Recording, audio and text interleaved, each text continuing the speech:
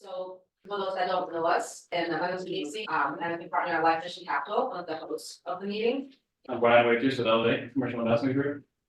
So we're definitely going to the bios a little bit more, but just wanted to do a brief introduction. So Northwest Arkansas Commercial Real Estate Meetup will be 2 years coming up this September because of our sponsorship of supporters like you, we're able to keep on going. And it's our goal to help educate the community in commercial real estate. You know, that's not just offices, but also multifamily hotels, triple net lease, all sorts of spaces. And our goal is to bring the world to Northwest Arkansas, bring our Northwest Arkansas to the world, as you can see on that banner there.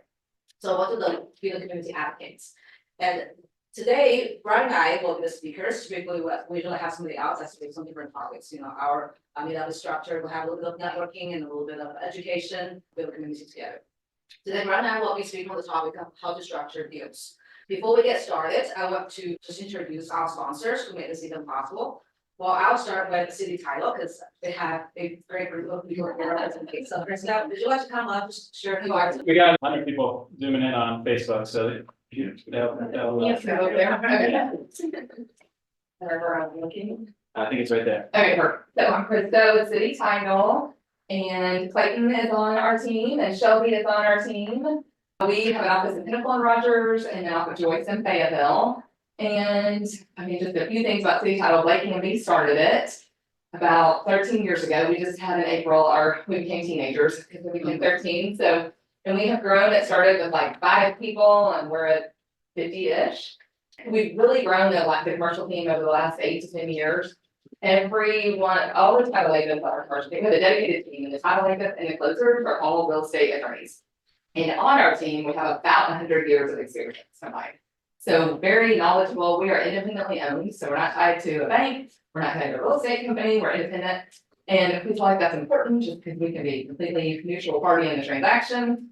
We have a great team. We do a lot of 1031. So as you all are working deals, we do. And Josh Height has a QI and he's also a real estate 1031. But yeah, we would love the business and love getting to know you and appreciate you all having it very much. Thank you. Now, would you like to cover what we've done with? Yeah. Before we- Put that on the, Yeah, some people talked about they can't see the speakers very well, so just stop sharing. So when people come up here and speak. Okay, do you want to move the Q&A? Yeah. Yeah, so all of our sponsors, we know personally, if we haven't done business, we'll try to vet them. So I've done plenty of business with City Title. Walker and Dunlop is our other sponsor for this month. Larry Wildman, he sets up our agency debt. So I think large projects, $10 million and up, that are 90% occupied, he goes and gets Fannie and Freddie long-term fixed debt. So great opportunity for those that are doing the larger projects that are stabilized, you wanting long-term fixed rate debt. It is some of the best debt product out there for those larger projects. They also do preferred equity, which we'll be diving into this afternoon. So if you guys are interested in any of that, I can provide you with this information. Yeah. Great. And next we have Equity Bank. Alex coming up to share a little bit. And it's great because kind of 2 of the sponsors are related to capital, and to make a deal work, you need different types of capital. So Alex, tell us about the bank. Yeah, I'm Alex Beasley. I'm a commercial lender at Equity Bank. I'm office out of P Ridge, which is up the hill. But even though we're at P Ridge, most people, first question I get when they say you're at P Ridge, they say, "Are you guys a small bank?" And I was like, "No, we are not a small bank. We're not a huge bank either. We've got 75 locations across Arkansas, Missouri, Oklahoma, and Kansas. We're 5.3 billion in assets. So, and we're also publicly traded on New York Stock Exchange. Our headquarters are in Wichita. So we are in growth mode. So we have money to lend. So if anyone is looking to get financing on the private side, we're very active, and we try to try to be very competitive on all as far as rates. So we may not always have the best rate, but we try. The big thing I always say is, we try to provide the best value. I see it's a partnership between the bank and the customer. So we try to provide value in any way that we can. So I'm Alex with Equity Bank, and I'd love to do it if anyone has any projects going on that you would like me to look at. If you'd like me to look at financing, or if you even need advice just from a banker, I'm there to help anything that you need. Sir. Are you financing primarily your prime or treasuries? We do either, depending on if we can lock it on a floating on the SOFR rate, depending on the project, just project specific. We don't do conversion like on the treasuries. We do SOFR rate which is standard operating financing rate. So, and we can do that, but typically we do for around prime, so we can fix it at prime. Just, it's probably more on project specific. Which prime's at 8.5. Fingers crossed, they'll lower it tomorrow. We've been hearing that since January. Yeah, I would say if I knew what they were gonna do, I wouldn't be standing here. I would be on a beach somewhere with a margarita, so. Awesome, thank you, Alex. For the folks online, we're going to start sharing the slides here, so if you don't see us very large in the picture, that's why. Okay, so Brian and I will be talking about this topic today, but just so you know, we'll also share this presentation 6 on our Facebook page, Northwest Arkansas Commercial Real Estate Meetup. If you're not on there already, I'm sure you're signing on there as well. So what you can expect today in terms of the agenda is we'll both share our bio to give you a background on our experiences in structuring deals, and we're gonna talk to the stakeholders you need to be considering when you're structuring deals, and all the potential variables you're playing along. And I love saying the words variable because my background is in data analytics. It's like how everything gets to work together in an optimized way. We'll deep dive into capital stack because deal structuring has a lot to do with capital stack, and whether it's working with banks like the bank or how everything works together. And then we'll walk through about 8 deals examples from basically prior to COVID to today, kind of see how the deal structure has changed, at least with our deals and what we have seen in the market as well. So without further ado, Brian, let's get to know Brian. Okay, yeah, so some of you guys may have known my story. I'll give you a quick recap. I started in multifamily real estate about 7 years ago. I was in sales. I'm from Cincinnati, went to University of Kentucky, went into sales right after college, did really well there. I was a top performer. I became what you call an accredited investor. So I was making $200,000 or more, and I was maxing out my Roth IRA account. And I wanted to do something besides just stash that in 401k, stock markets. I played around with the stock market, got burned by GoPro. GoPro went from like $35 to $5. They didn't invest in the drone industry or something. And I was sitting there watching it like I had some sort of control. And it was like, all roads led me to real estate. So I bought a single family home in Springdale, realized that was my first venture into real estate, rental real estate, and realized that was going to be way too slow. So I looked at commercial real estate. This was a way to scale up. This was a way to team up. This was a way to really capture the fundamentals of real estate and rental property real estate and grow. So I chose multifamily as my vehicle, and I got hyper focused on that. And I bought a 12 unit in Springdale shortly after that first one, did some seller financing. After that, I did some seller financing deal on a 20 unit deal. And then I did a 14 unit deal in Springdale, then an 82 unit deal, then a 52 unit deal, then another 40 unit deal. This was all in Springdale. This was myself, seller financing, some friends and family. Started to run out of doors in Springdale, went down to Fort Smith, bought a 59 unit there, 40 unit there, another 50 unit, another 14 unit. Did these small little medium sized apartment deals, built up a portfolio of about 500 doors, ran out of doors again, and this kind of community. And I wanted to stay within multifamily. So I knew I had to go to outside markets, and I found Elevate. They were an operator in Dallas, and I really liked Dallas at the time. I saw what George, one of the founders, was there doing with the construction background, which was really important for me for partnering someone in multifamily. You know, I can walk a 12 unit and see what's wrong with it, but it's a whole nother thing when you're looking at a 300 unit apartment complex. So partnered up with them. At the beginning, it was just a co-GP structure, which we can talk about here, where I was just raising capital for them. And then I convinced them to make me a partner about a year ago. So now I'm one of the partners at Elevate. We have about 5,000 doors across the country, Texas, Oklahoma, South Dakota, Arkansas, South Carolina, Florida. That's where I'm at today. Great track record for sure. And here's me, a little different from Brian. You know, Brian has a lot of experiences with active investing. With me and my business partner, we're focused more on passive investing. My story got started with essentially house hacking. I moved back here from Chicago, and I was like, oh, houses are cheaper. I bought a house from another rooms, and I saw the power of passiving. Went into another duplex and didn't love the tenants and toilets aspect of it, but wanted to scale. So my mind was a little different from Brian, which both are great. You know, when you participate in the deal, you could participate as a GP to help you, right? So how to think creatively, what are your goals? For me, my goals wasn't necessarily taking out loans, finding deals, talking with the bankers. It was more about time, financial, geography freedom. And the people that works with me and my business partner, that's kind of their goal, time, financial, and geography freedom. And that's why my business partner passively investing into 4,500 units, replace your money 6-figure income through passive investing, because that's our goal. So knowing your why is important, because that's going to determine how you participate in the deal in the structure that we have.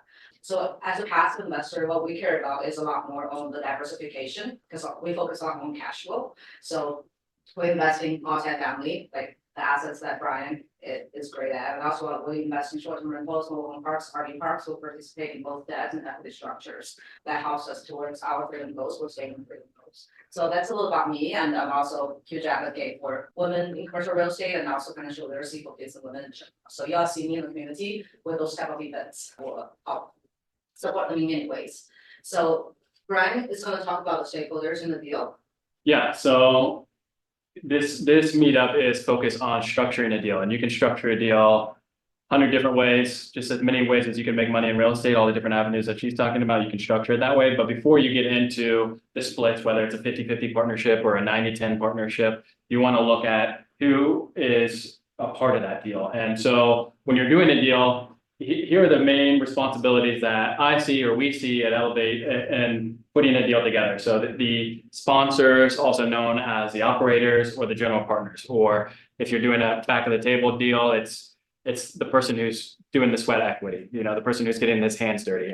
You could put it in simple terms that way. That's what you call the sponsor, the person that's out there actively doing it. So sourcing the deal, who's finding the deal, and this can all be one person. This can be one company, or it can be multiple roles. Finding the deal is one of the most important parts of the deal. Doing due diligence on the deal, risk capital. So once you put the deal under contract, you're putting up what's called earnest money. So you're tying up $100,000 to $1 million of risk capital. You know, if something goes wrong past your due diligence period, you're on the hook for that. So that's something that you're not going to want from. If I'm a passive investor, I'm not probably investing in the risk capital portion of the deal. So because I want my money to be not ability to just go away. So yeah, boots on the ground partner. We're doing deals all across the country. So, you know, in Northwest Arkansas, I would be considered the boots on the ground point of contact. But if we're doing a deal in Dallas, I want to make sure that I have someone that's local to the project that can go over to the project at a moment's notice to go talk to the property manager. You have the asset manager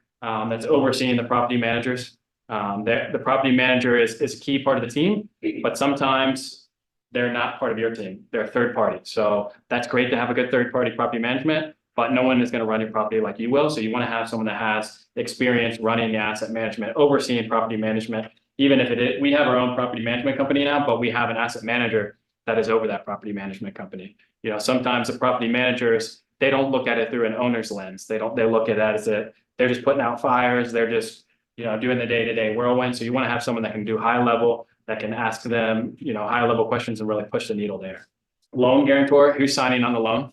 That's something that we're doing. That's something that you want to make sure if your sponsor or partner is putting a deal in front of you, they better feel good enough about it to sign on the loan themselves. Particularly if I'm investing in a deal, I want the sponsor to sign on the loan. Sometimes people are just getting started and they're doing a $50 million project. So they might need someone with a higher balance sheet that can sign on the loan, whether that's recourse or non-recourse. You know, a lot of the local debt, regional bank is fully recourse, but that's another part of the deal. And then the people that are bringing the capital, you know, so I started out in syndication as an equity raiser where I would, you know, my main role, that can't be your only role, but that my main role was, you know, bringing my own capital and finding other equity to bring to the table. So usually the sponsor this is what makes up that sponsorship portion. So anywhere from, you know, 10% to 50% of the deal, that's what this is allocated to. So you might have 5% to the person that's signing the deal, or 20% to the person that's raising the capital for that sponsorship portion. And that goes very well to the next piece, the limited partners too, because not everyone wants to do all this stuff. Like especially if you're looking at, you know, RV parks, mobile home parks and short-term rentals. And so there's also a limited partner portion as well. Yeah. So this is the investors, or also known as the limited partners. They're limited in their risk. They're limited in their responsibilities to the deal. That's where the term limited partner comes. They're the partner, but they're limited to what they say. You know, when we're raising capital, you know, sometimes we have 50 investors, 60 investors on a deal. We can't have 50 or 60 people saying, you should raise the rent $50, or you should lower the rent $25, or we should do this. They're protected because they don't have say in the deal. So usually their goal is to be completely passive, like what you were talking about, period too. But so that they're going to make up the other portion of the deal. And sometimes you'll have limited partners that are more institutional that want to participate in some of this asset manager. Someone's writing a $10 million check. I can say 9 out of 10 times they're going to want to participate in some sort of asset management to make sure that we're doing our jobs too. There's common equity, which we'll be diving more into. You're participating more in the upside, you have more risk. Preferred equity is you're not participating in as much as the upside, but you have lower risk. Yeah, and there's a mezzanine debt piece as well, which we'll talk a bit more. And here's a list of variables we're working with, and we can go back and join the Yeah, others as well. Jump in. If you guys have any questions too about any of this stuff, feel free to raise your hand or chime in. We have to.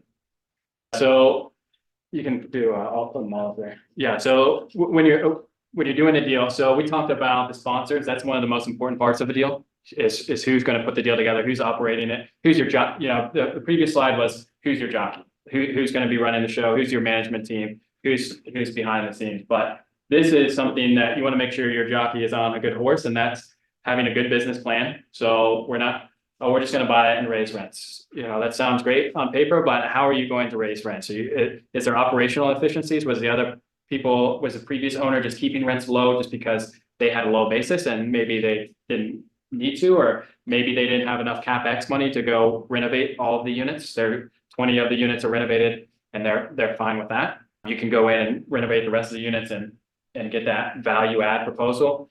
Maybe it's buying from a developer and they're just trying to get out of their development loan. They just built it. They're a merchant builder. They got in at a low basis. They have a construction loan. They want to cash out and go build the next project. You know, so we found value on that. But the key there is having a business plan. How long you're going to be on the plan, or how long your investment is going to be. Are you holding that for 30 years? Are you holding it for 2 years? You know, for us, we're usually looking at deals probably 3 to 7 years, probably 5 to 7 is more average, unless it's development deal. So you want to see what that time frame is, what your returns are looking at. And the time frame should model to your next point, which is your debt. So if I have a 3-year loan and a 5-year business plan, that doesn't really match up. What's going to happen at the end of that year 3? What is that going to be at the year 3? So usually you want to see your business plan modeling the same terms as your debt is. You probably want to, if you have a 5-year loan, your business plan is that. Right now, we are looking for fixed rate debt. You know, it's super important in this market right now. Variable rate debt is hard, a lot of commercial real estate owners. So you want to not have that unknown factor. That's, you know, you're kind of gambling with, you know, in this market, if you think interest rates are at their highest, which I probably think they are going to come down at some point, but you want the deal to make sense on a fixed rate basis. And so you know what your debt is going to be. So people have seen debt double on some of their projects that they bought in 2021, 2022. Those debt terms, you want to look at interest only period. You want to look at if there's any sort of prepayment penalties.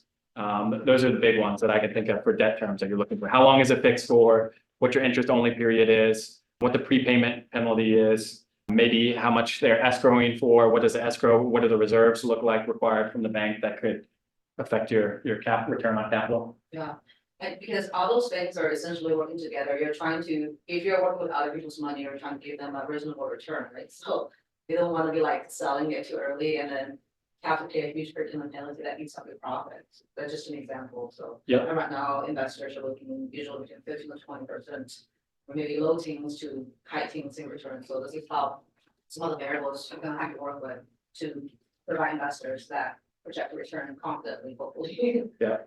And then the other big variable for commercial real estate is the market that you're in. So we're all sitting in Northwest Arkansas. We all probably love Northwest Arkansas's economy. We're very spoiled here. It's a great economy. At the same time, it's hard to find new deals here if you're in the commercial real estate space because the economy is so good. So if you're looking at other markets, you want to look at the macro. So if I'm looking at Northwest Arkansas, it checks my box. It's business friendly, landlord friendly, job growth. There's more than one economic driver. It's not just Walmart. It's JB Hunt. It's Tyson. It's the Vanderbilt that Walmart has created. You know, so when you're looking at a market, you want to be wary of different economic growth there. You want to look at business friendly, landlord friendly, how you protect it there. That's at least what I'm not investing in California or New York because of those factors. And then once you check that box. So like I like Dallas a lot, but so does the rest of the country. So it's hard to find good deals there too. South Dakota, there's select markets in South Dakota. I like Oklahoma. There's some really good markets in Oklahoma, South Carolina, Georgia. I've even looked at deals in Cincinnati and Nashville. So pretty open on macros, but once you identify that, it checks all the boxes. You want to look at the micro. So you're looking at street level data. You know, we were talking about that, John, outside. Like, you know, if you're looking at Northwest Arkansas, Springdale, I don't have the same business plan as a deal in Springdale as I do in Bentonville. You know, you can't assume they're both in Northwest Arkansas. So someone coming into Northwest Arkansas might get into trouble. They see a deal in Northwest Arkansas and they're underwriting it the same as a deal in Bentonville. And it even changes in Rogers. So we were looking at a development deal is like on the east side of Rogers where it's not uptown Rogers or it's not downtown Rogers. So there's even more levels to that micro growth. And another important why it's important to have a person who's boots on the ground who can tell you the street level. It's good to go in and look at, okay, is there a Starbucks nearby? That's probably good. If I have an A-class project, I probably want a Whole Foods and a Starbucks and a Crumble cookies. You know, you're probably not putting that kind of product near a C-class product. C-class product, I want to see, you know, George's Springdale is a great C-class market. You know, it's this great A-class market too, depending on where you're at in that macro level or micro level, I'm sorry. So C-class stuff, I'm looking at what are the employers nearby? What kind of growth are those employers having? So really important on the market aspect too. You know, you want to have a good takeoff and good tailwind with the markets. Yeah, just to plug in on the market growth factor one, if you were here last month, Mervyn Jibaraj from University of Arkansas, who focuses on the Skyline report, talked a lot about the economic growth in the area and also nationwide as well. That's good to get some macro idea of what's going on in Northwest Arkansas. And the micro, that CoStar, CoStar, they have great reports about comps and all those stats in the more macro sense as well. So what you just saw earlier was essentially kind of the factor to consider. Now we'll talk about what happens with the deal side, structure of the deal. So here's a capital stack. It's very important to remember and because that determines how GP and LP the risks are. We'll start with the senior debt, banks like Alex, Equity Bank, their debt's likely senior debt, and then we'll have mezzanine debt, preferred equity, and common equity. So basically, what this shows in the pyramid, what are payments? If there, let's say the property sells, we'll pay senior debt first. Any money we'll have left, and we'll pay mezzanine debt, and money we'll have left, preferred equity, and then common equity. So what that means is this one is the last one to get paid. And a lot of times when people invest, they invest in this part first, but they don't understand like, hey, you're the last one to get paid. So that's important to note that. Because it has ups and downs, it has pros and cons, right? For general partners, when you have no loans, it reduces your cash flow, but it increases your ROI, right? It's your leverage. But when you have equities, where's the risks? So, right, they don't have to take on all the equity risk and being the last one to get paid, but they also have to split the upside if the property sells. So those are the pros and cons and how capital stack is structured and what when you invest, whether GP and LP, you need to understand the risks and the upside comes with those. Yeah, and if you're doing smaller deals, like around here, like you're doing a $5 million deal, $1 million deal, a couple $100,000, usually you're only having the senior debt and common equity. So a lot of times, these are the only two pieces in the deal. You're looking at senior debt and common equity.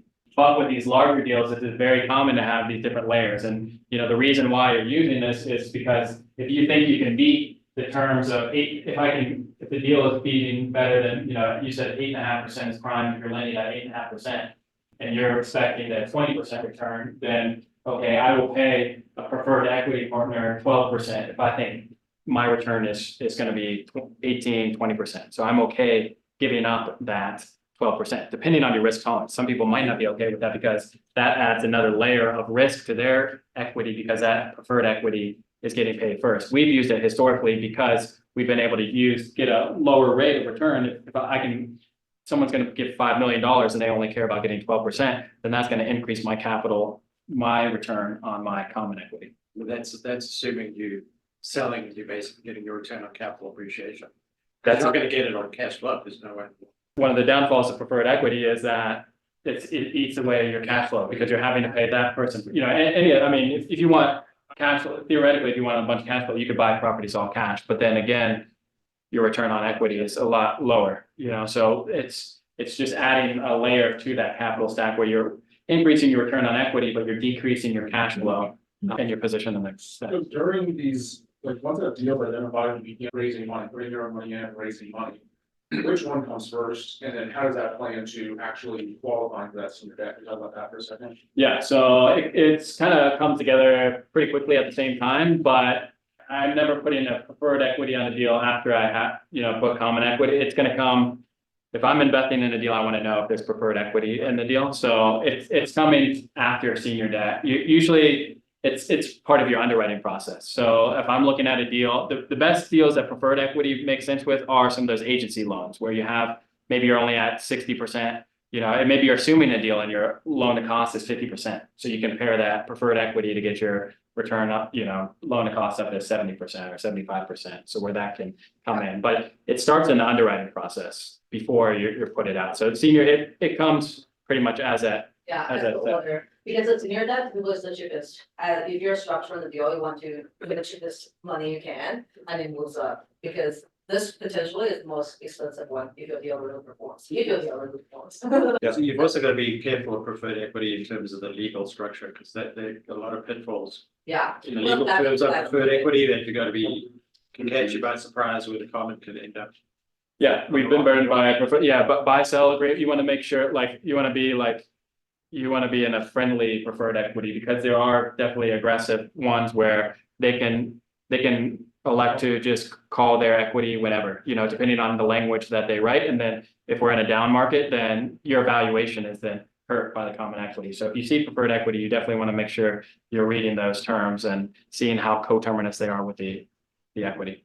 Yeah, I'm gonna dive into each of the capital stack here in details, so Glenn's gonna cover the senior debts. And I know there was a question in the chat about what our penalties are like, usually what are the step downs, so you can cover that here too.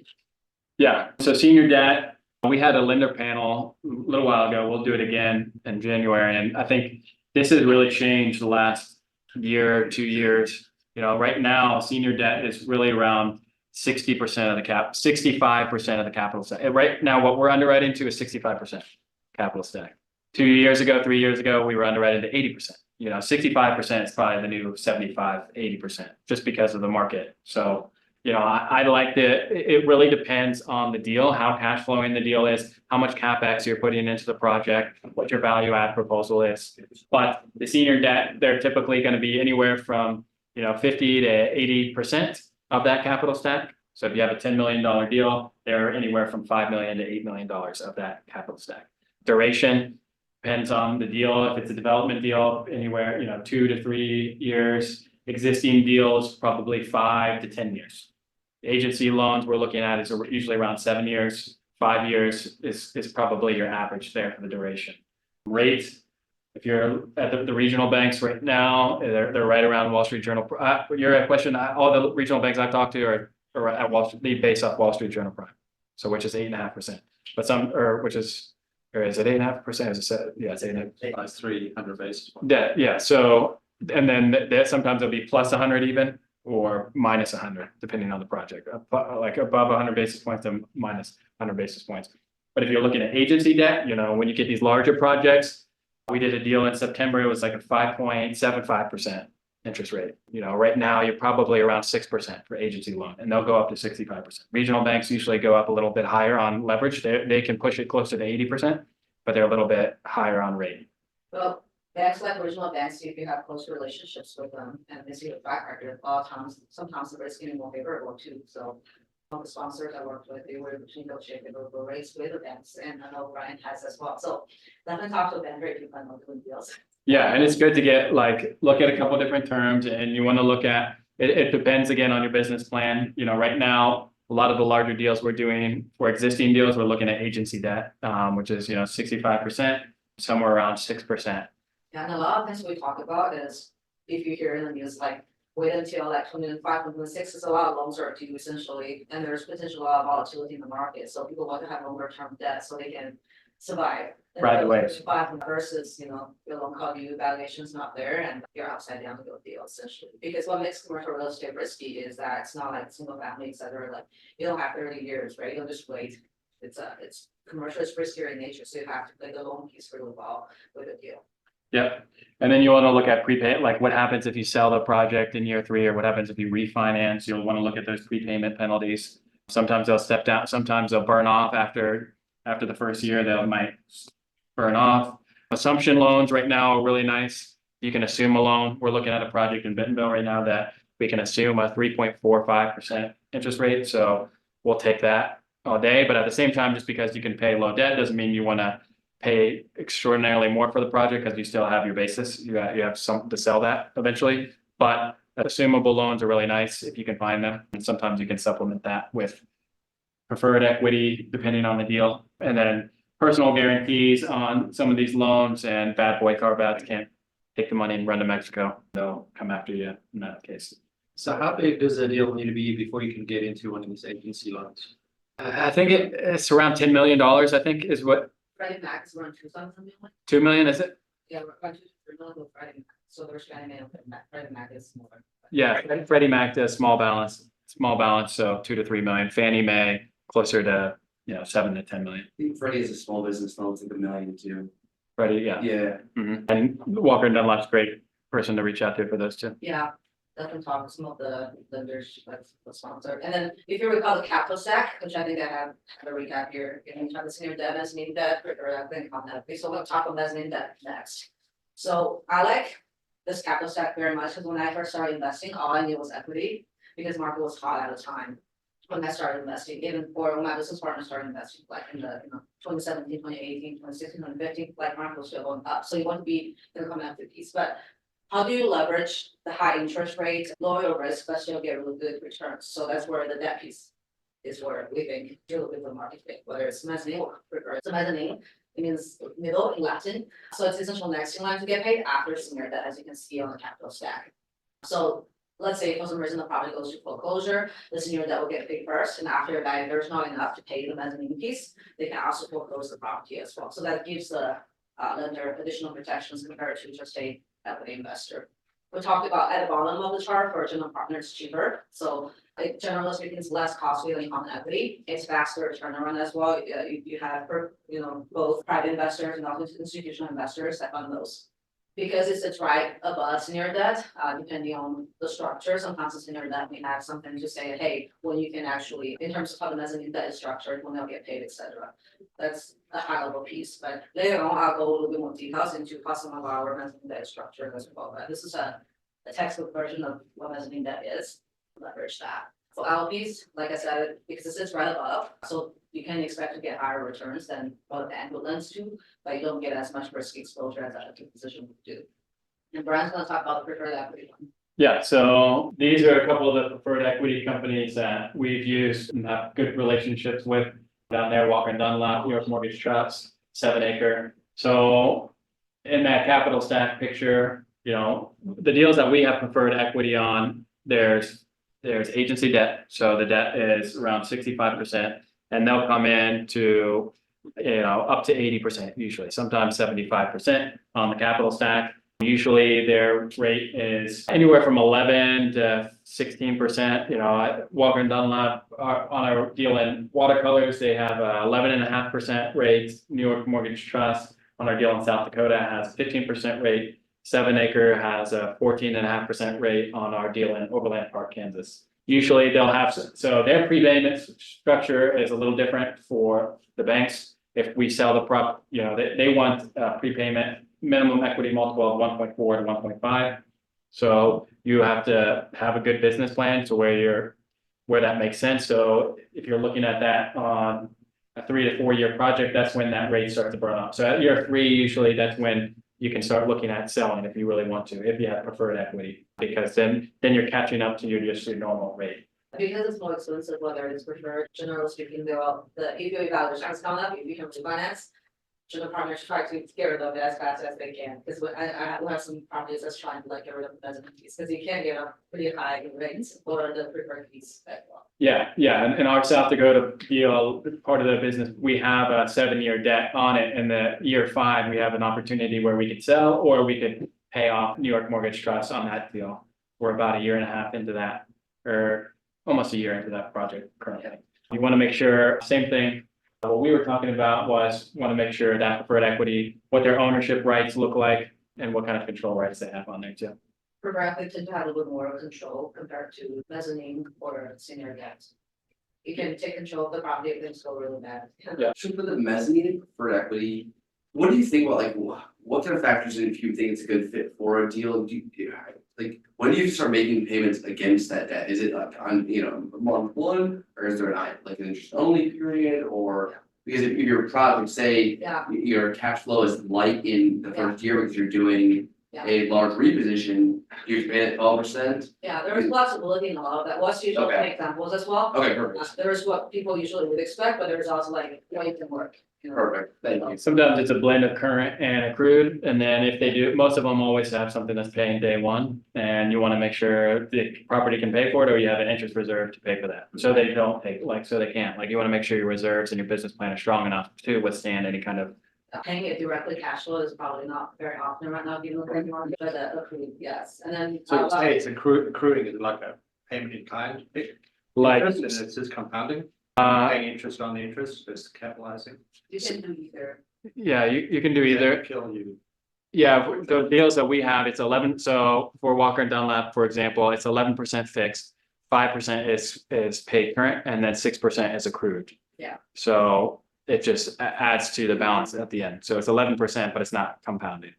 We'll have them both as well. The company that I worked for, we, in 2008, we had took in $20 million of preferred picked. And we were refinanced in 2015, it was $78 million. Wow.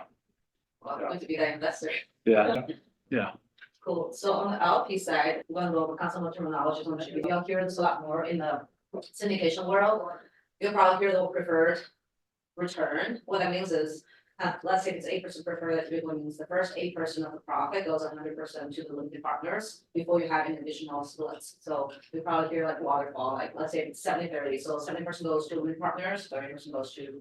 And then you may have an additional hurdle, maybe 15% IR, and then you have like a more favorable split to the general partner. The goal of the structure is to make the general partners work for you, right? Like I like being the deal where I'm an LP, where like it has waterfall in a way that we have a preferred, and then the general partner is incentivized to actually work harder and get a deal really perform well, so they can get a better split. So. yeah, the main thing here is you wanna make sure there's an alignment of interest, you as the investor and the partner, you want them to buy the deal, and you want them to be the general partner is incentivized to hit this 15% IRR, so they can participate more on the upside. Yeah, I think back of the table napkins are, you used to do 50-50 partnerships, but this is a lot more complicated, but it's for the limited partners benefit and the general partners benefit, there should be alignment of interest. When it comes to voting, typically there's no voting as a limited partner, you're limited liabilities, limited what you can vote on. I mean, unless there's, things that could drastically change how your returns are, then maybe something, depending on how it's done operating agreement, so. Whether you're a general partner, limited partner, like definitely read the operating agreement very well, because it outlines all the intricate details about the structure and the returns. And I'll just go very quickly, kind of similarly, right, like we talked about the preferred returns for LP, that means the general partner has to give that 8% preferred return to LP before they start making any profit on that. If it doesn't do a straight split, no waterfall, you can just say, hey, I have some local home park deals, but it's just a straight split because cash flow is so high, they want to get into it day one. I have some deals that it's after 8% prep, that's 70% to general partner, 30% to limited partner, but limited partnership has like 10% cash flow. So it just really depends on the specific deal you have, how you can generate favorable returns for the limited partners and with the appropriate amount of risks. And quickly, and I'll cover some of the fees here, and Brian can add on as well, outside of the equity splits that the general partner can get, there's also fees that could apply. No, I haven't really seen anyone that charge all of those fees, but you have acquisition fee, they charge upon acquisition, asset management. Right, that's usually based on how the net operating income is, and also refinance fee, exit fee, do you wanna add on to any of those?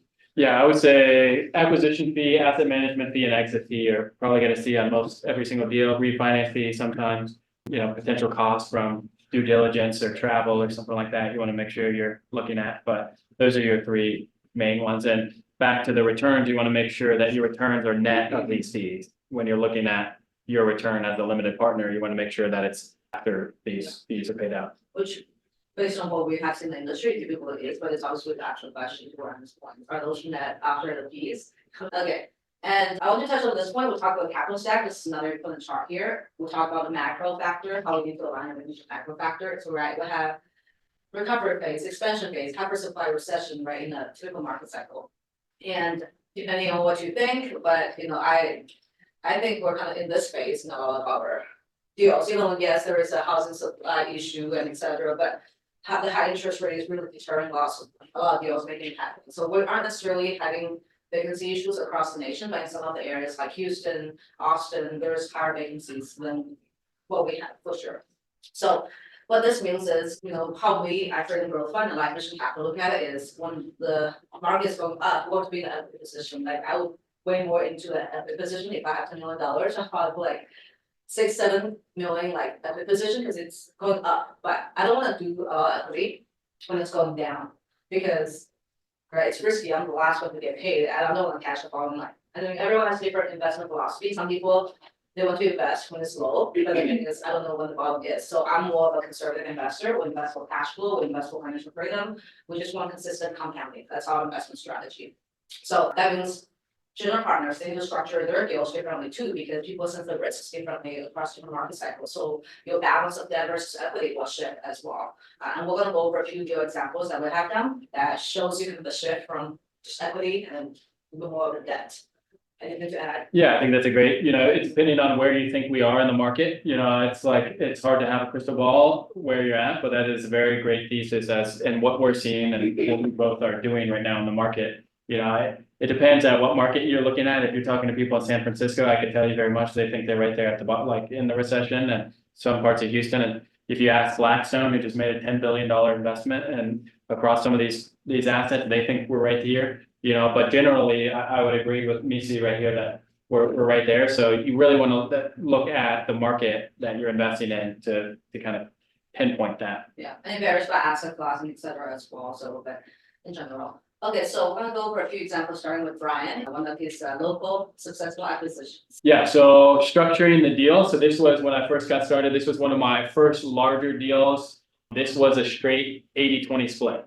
Sometimes you're seeing like the 8% preferred return, then it goes to 80-20, then it goes to 60-40, then it goes to 50-50. I didn't have any kind of hurdles here. This was when I was first getting started. This was 82 units that I bought in Springdale, March 2019. We bought them for, it was like 2.5, 2.6. I don't remember. Someone might have looked at that, but the total capitalization was 3 million. So your purchase price per door is not your total capitalization. You want to look at what your financing costs were, how much CapEx you put into the project, how much interest there's, everything, every dollar in goes into your total capitalization. It's not just, I bought this project for $50,000 a door. You usually could have, $5,000 to $20,000 to $50,000, depending on how much CapEx you're putting into the project a door. It was a really good time to sell. I'd like to say just a great operator and a great deal, but September 2021 was a really good time to sell. And, we definitely hit this one out of the park. It was 44% IRR, almost 51% net to the investor on this deal. Average rents were really low, $450 across the board. Did a lot of CapEx, renovated this kind of whole front area, which is a big part of it. Value add plan is a curb appeal, so we redid this, some of the parking lot right there, so that's. Who was the acquirer from you? Who bought it from you? A local investor. There was a bunch of people that were interested in it, out-of-state owners, but the person who ended up capitalizing was, and they're actually trying to sell it right now too. So for not much more than what I sold it for. So you got a good deal selling it, for sure. And also you notice that 2019, right, the market was going up, right? So you can see kind of how he did along with equity. We'll go through some of this quickly. And this is acquisition. I was original partner owned, it's a heavy value add auction property, 40 units in Chesapeake, Virginia. We get 8% prep, 80% LP after it hits, after 8% prep, and then until 20% IR, we're gonna do 50-50. So this is a tough property. It was under $200 in rent, less than 20% occupancy. After 16 months of hard work with the property manager, we took it to $1,250 in rent as of now, and then it can plus an occupancy. Class C property, a lot of issues we had to work through, and the way we had a purchase price of 2.5 million, a renovation budget of 1.4. You can tell how heavy value add that is. We raised about 800,000, and it was appraised for $6 million last year, and it's cash flowing well. We're seeing distributions after basically stabilization, and we're on the market to sell. But I can tell you that it's a very slow market, so it's been sitting there, and offers are not up to our price value. So what it's saying is, kind of like the chart I was showing you. The good thing is we'll have debt that's good for another 3 years. So yes. No question. How difficult was it to raise the rent? Yeah, most of the, I would say, I mean, it was less than 20% occupancy. The people that they were living there, things weren't in very good conditions at all. Some of them that had the ability to pay for higher rents and nicer place, they stayed. Some they couldn't stay, and we probably wouldn't run them either because there was a lot of bad debts and building was falling apart in different places. And Okay, cool, I'm gonna go through them quickly, this next one, Brian. can Yeah, cover this and one. on that question, on underwriting rent increases, that's one of the most common mistakes I see is like. Day one, they have rents going up $200, usually that takes at least 12 months to really start getting that, and that's just across the board, so when you're underwriting the deal. You want to account, if you're really pushing rents, you want to account for vacancy increasing, because those people, some of those people that live there for a while, they don't wanna pay those. Increased rents, whether they're getting a nicer place to live or not, so you wanna account for vacancy increasing, and you want to gradually. For those rent increases. Yeah.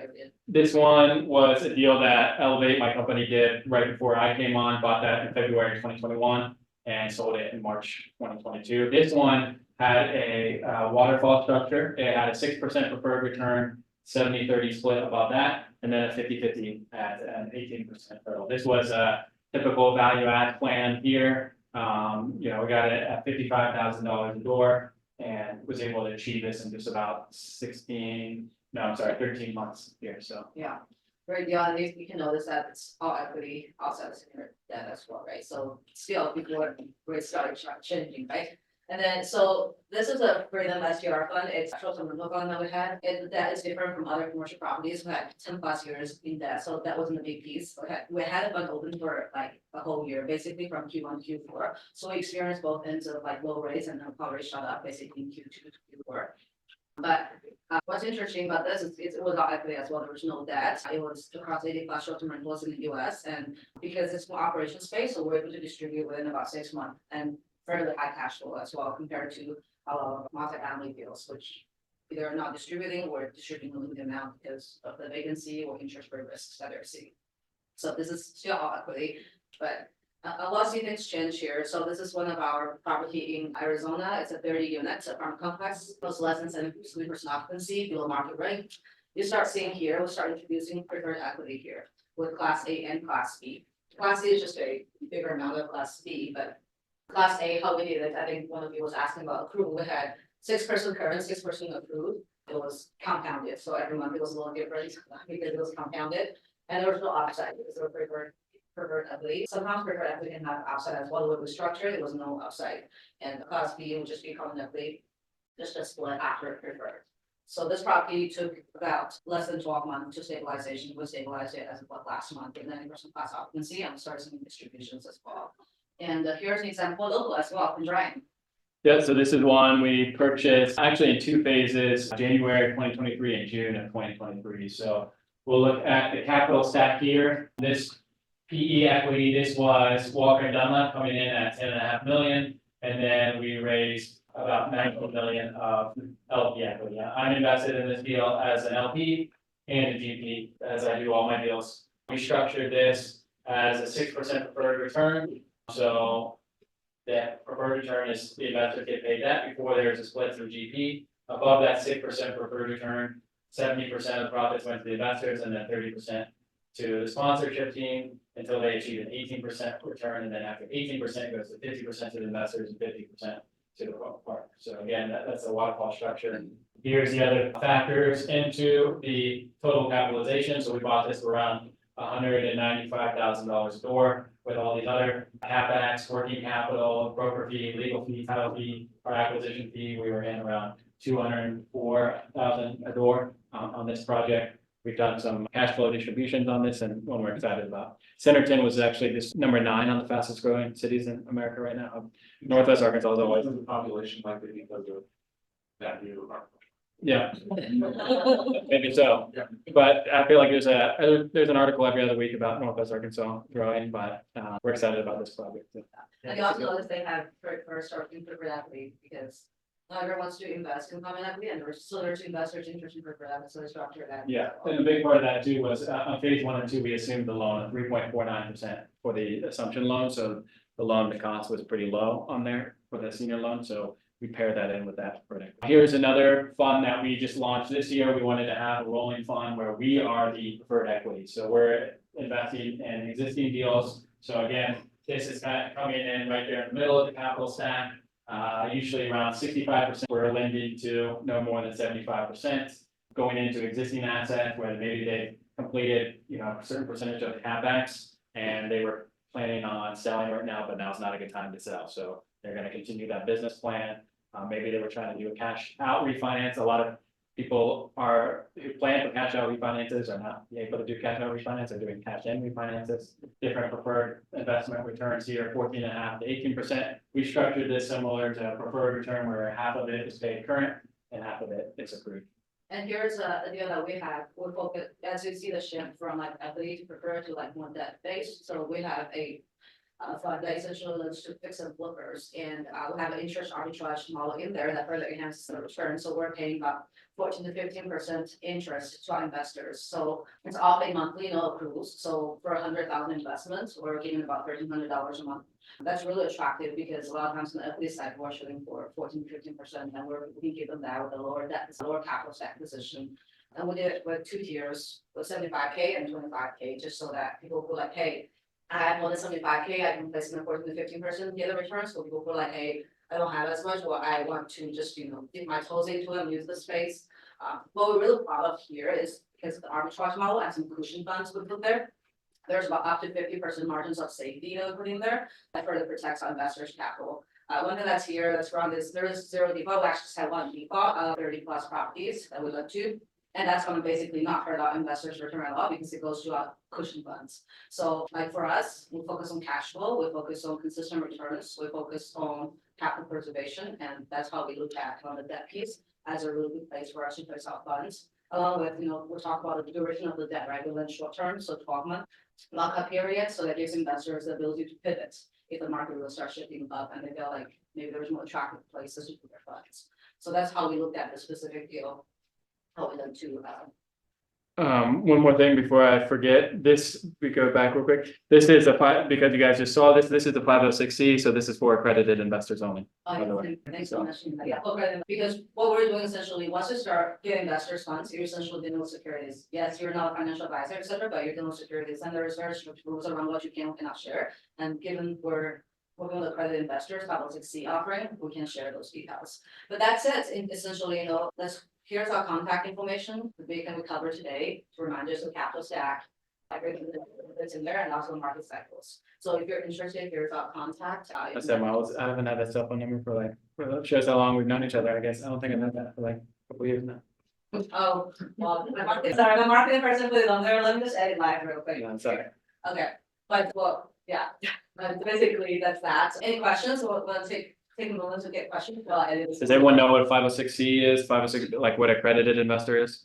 Accredited is what the SEC defines as someone who's making $200,000 or more if you're single, or if you're married, $300,000 or more, or if you have a net worth of $1 million. So the SEC made this rule that if you're making that much or have that much net worth, that you should know what you're doing with your money, basically, is what they're saying. So you can advertise, you can talk about it to someone that you haven't met before. 506B is for non-accredited investors that aren't making that income, that is only able if you have a prior relation. So you've known them, you've talked to them before. In the accredited investor, the net worth is. Outside your primary residence, yeah, that is also. Yeah, Is for sure. the rule that 200,000 or 300,000 is like the previous 2 years and what you expect to make in this year? That's right. Previous 2 years and what you're projected to reasonably keep the next coming. Yeah, and the net worth excludes primary Yeah. residence, that's what it gets involved. Yeah, any other questions? Sound like there's people with existing commercial properties that have to expire in the next 3 or 4 years that might present opportunities. You all thought about kind of what your plan is to take advantage? I've seen a lot of those deals right now. So a lot of those deals have actually started to, I think there was, certain, I don't know what the number is, but it's with the billions of dollars that have already come due. And we're seeing people either rework the loans with the lenders, or where they're pushing it out, whether they're the people who were expecting cash out refinance or expecting to sell, they'll put more cash into the project, or they'll sell at a loss. We're seeing some of those deals, but some of those deals that I've seen, we've made offers on less than what they owe the bank. There's sort of this physical clip that they experience. Yeah, so some people aren't ready to just take a hit, and there is still a lot of capital that is going after multifamily projects right now, so it's still keeping prices up. Like people are saying, there's these incredible buying opportunities. I mean, we're talking to brokers, we're talking directly to owners. It's still hard to find a good, like I haven't done a deal this year just because we're being disciplined in our underwriting and strict to our numbers. So, maybe there'll you know, some people have already capitalized on some of those deals that maybe they already thought there had been buying opportunity. Some of those deals that we made offers on, someone paid more than them, and so they thought that they said that this is a buying opportunity. So there's definitely, I think there's opportunity out there. It's just at what price point are you willing to pay? But, you know, the part of the problem to these buying opportunities, there's so much capital like that is still going after multifamily and commercial real estate specifically. You know, we looked at a deal in Overland Park, Kansas. I see a lot of similarities between Overland Park and here, and there was four rounds of best and final. The price, you know, the asking price went up probably $5 million after we first went on. So there's a ton of institutional capital still going after these deals. So there's a lot of money in off-market deals too, you know, just, you know, in general, like, you know, these on-market deals, you're getting into these bidding wars with people that are still willing to pay prices. So So what are the cap rates? You kind of- depends on the market. I mean, Yeah, right, they've got For- really a strong market. yeah, four cap, you know, A class deals, we're seeing trade at four cap. Like, I don't know what that Overland Park, Kansas deal is gonna end up trading, but it was institutional equity, like it was Blackstone had owned it and they were selling it too. So that's an institutional type asset. But yeah, we're seeing four caps, I'd say five caps, probably your standard for an A class deal, you know, in Northwest Arkansas, probably. But, you know, it depends if it's stabilized or not. Yeah, right. Yeah. It's pretty And good. there's more, like Brian said, there's a lot of money, so they're also going after some of those more high quality assets too, class A. Like if you go to different markets where there's more distress, I think my market, there's not enough distress. So you don't see that as often, but if you go to like Austin and look up to Houston, you see a lot more development popping up, and that's because distress is the market. You could potentially get in some of that, but then the question is like, hey, is it gonna go lower? So. Yeah, is it gonna go lower? And there is, you know, institutional funds that are creating distressed opportunity. You see these people are raising $100 million for a distressed fund deal, so they're deploying capital on these deals too. So that could be a good opportunity, but also higher risk. So it just depends on investment strategy. Risk tolerance. Yeah, cool, awesome. Yeah, and I'll tell you, like, like my beginning story, my risk tolerance was super high because I didn't have a ton of money, like at the time, and I was doing 100% leverage. Like I was 20% seller financing, bank 80% seller, bank was 80% financing. So I was like really leveraged to the lose. Yeah, and good timing, good business plan. Like, and I had a really good global debt to income ratio too. Like, so my job, I was living well below my means, and I always knew like I would just work till I die if I have to pay off this debt. Like, you know, so that was my business plan back in the day, but obviously not looking at that anymore because now we're playing with millions of dollars versus thousands of dollars. So,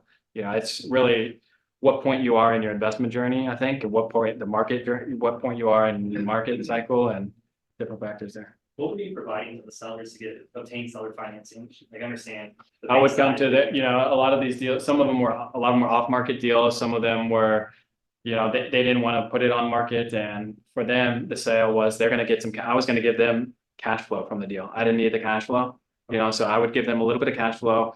Their capital gains wasn't as much too, so, you know, if they would have sold it outright, their capital gains would have been higher, so they were able to defer their capital gains, and I was able to pay what they thought it was worth. I was coming up to their purchase price because my cost of capital was. So were you obtaining the 80% from the bank, going back to them saying, hey, I have it secured, and then they were agreeing to the 20% just based on the financials you provided to them, or? Yes, pretty much. Yeah, I mean, I would say, like, I had a couple regional banks that would do the seller financing deals, and I just went after it, going in the assumption that I would find the banks. So there was a lot of cold calling banks at the time, just figuring out who would do that, you know, so. Depending on the asset class, like mobile home parks, are we? We're offering that to sell it, like right now, like that's part of our, like, trying to get creative, like, okay, we'll pay a little bit more if you'll do a seller, you'll carry a couple million at 6% or something like that, or 5%, like, okay, we'll come a little bit closer to your purchase price if you'll carry a little bit. So it makes the current owner partner with you. Yeah, exactly. Yep. So you want to make sure you're structuring that accretively to the LP, but we're starting to ask sellers if they're willing to seller finance a little bit. It's kind of coming full cycle, not like a lot, but like a small chunk. Cool. In the interest of time, we're gonna stop there, and I just wanna let you know about next month, our speaker will be Harry Washington. You may have heard him from Bigger Pockets. Outside of the flip side he does, he also has done commercial real estate as well. So we'll hear from him about his story, how he transitioned, and does both single family and then also on the commercial side, and, you know, any challenges you run into and inspirational advice he may provide. We'll be having this meet up at the Rogers Kilwins location, so make sure you don't show up at the wrong place. Yeah, it's right by the mall, right by that brewery across from the Rogers Mall. So excited for that new location. We'll be doing, he's just launching a book, so we'll be doing a book giveaway, giving out a couple books that meetup. And he's got a really great story too and super active in the local market. And thanks to the title for sponsoring our next meetup as well, so. And I don't have anything else, I hope you guys stay connected, send me if you haven't, and join our Facebook group if you haven't. If you have any questions, let us know. Thank you for your time. All right, thanks, guys.